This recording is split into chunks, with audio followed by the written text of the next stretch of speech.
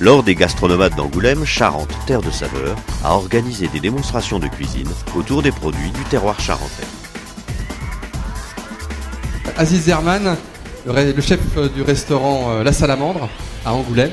Exactement. Tu viens d'arriver, en fait, ça fait quelques mois que tu es arrivé à Angoulême. Exactement. Et déjà, on ne parle plus que de toi.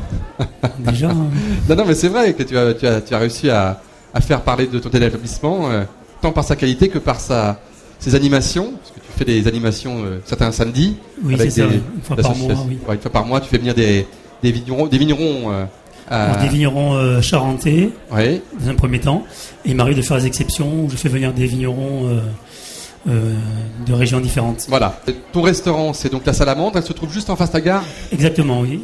Face à la gare, on peut pas le rater. Alors, cette recette, le lingot François Ier au chocolat, c'est une création pure ou c'est quelque chose que tu as à la carte? Oui, sinon c'est une création que j'ai composée pour les gastronomes, exactement. On associe le croustillant du spéculoos avec une ganache au chocolat au-dessus qui est moelleuse. Oui. Et on terminera au-dessus avec une mousse au chocolat avec du café et du pinot.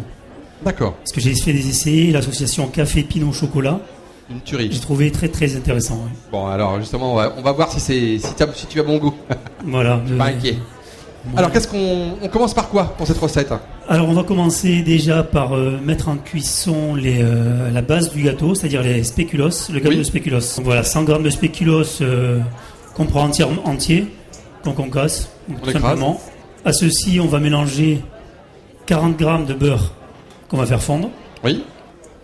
Voilà, tout simplement. Donc on va mettre 172 g environ de chocolat. On va rajouter au chocolat 100 g de beurre. 100 g, allons-y. Nous allons rajouter au final le sucre semoule.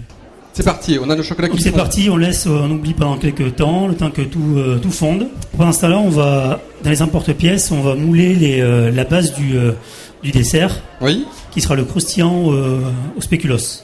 D'accord. Et en fait, parce que là, ça tient pas là. Ce qui va le tenir, c'est le chocolat au-dessus qui va le lier. Exactement. D'accord. Et non, là, ça va tenir tout seul déjà. D'accord. 170 degrés. Voilà, une dizaine de minutes. 10 minutes. Donc notre chocolat est fondu. Le chocolat est fondu. Donc l'ensemble est homogène.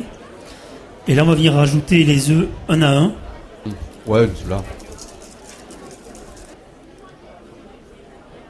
Voilà le deuxième œuf. Donc voilà, là nous avons une superbe texture bien brillante, assez homogène. Alors donc là on va réaliser la dernière étape, donc la mousse au chocolat et au pinot. Donc on a besoin de 200 g de chocolat. Oui. On va venir rajouter 100 g de sucre, de café.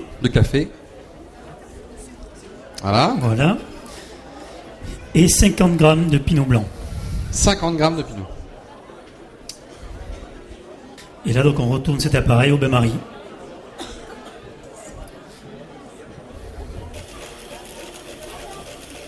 Il est en train de battre le chocolat pour... Le chocolat, le pinot et le café.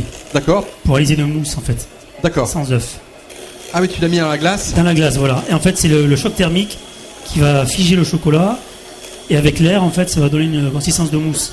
D'accord. Donc ça, si on veut faire une mousse au chocolat à la maison, par exemple, on crée ce choc thermique, tout simplement. Oui, parce que normalement, la mousse au chocolat, on la fait avec des œufs battus. Des œufs battus en âge, etc. Voilà. Donc si on veut une mousse plus légère, sans œufs, etc.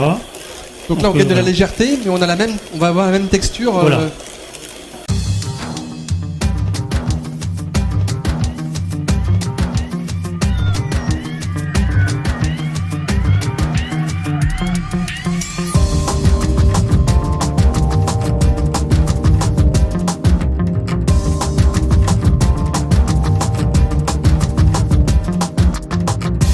Allez, un grand bravo à Aziz.